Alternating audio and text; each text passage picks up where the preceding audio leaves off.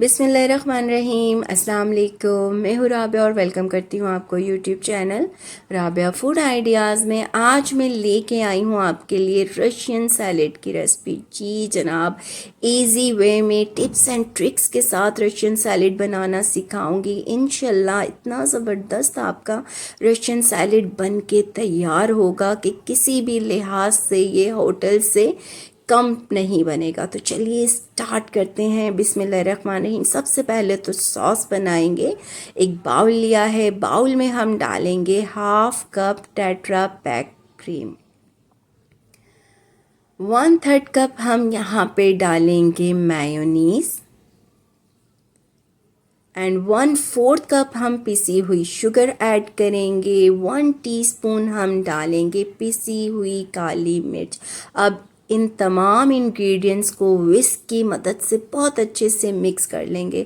अब यहाँ पे टिप्स ये है सॉस बनाने के लिए कि जब आप टेट्रा पैक की क्रीम एंड मेयोनीज सॉस बनाने के लिए यूज़ करेंगे तो 1 से 1.5 घंटे के लिए आप इनको फ्रिज में रख के खूब अच्छे से अच्छे से ठंडा कर लेंगे। ठीक है, अगर आप इन्हें ठंडा नहीं करेंगे तो आपकी जो सॉस है वो बहुत पतली ढीली लिक्विड टाइप बनेगी। तो इनको ठंडा करना बहुत इम्पॉर्टेंट है। मिक्स हो चुका है, सॉस रेडी है।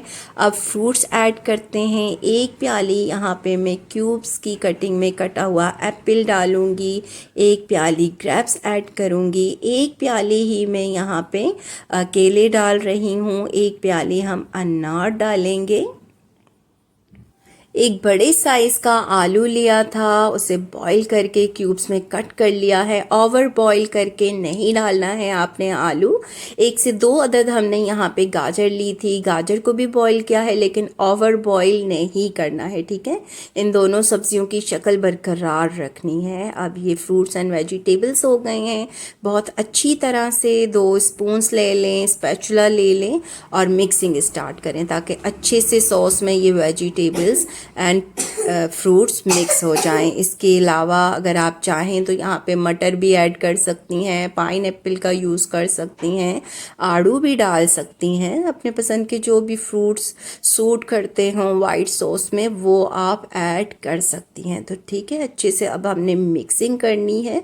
तो ये देखें 2 से 3 मिनट लगा के हमने मिक्सिंग की है। अब लोग चेक करें माशाल्लाह कितनी ज़बरदस्त परफेक्ट हमारी रशियन सैलेड बन के रेडी है। अब हम प्यारी सी डिश में डिश आउट करेंगे अपने रशियन सैलेड को। इसके अलावा आप इसमें नट्स डाल सकती हैं, पिस्ता, बादाम, चॉकलेट चिप्स आप डाल सकती हैं।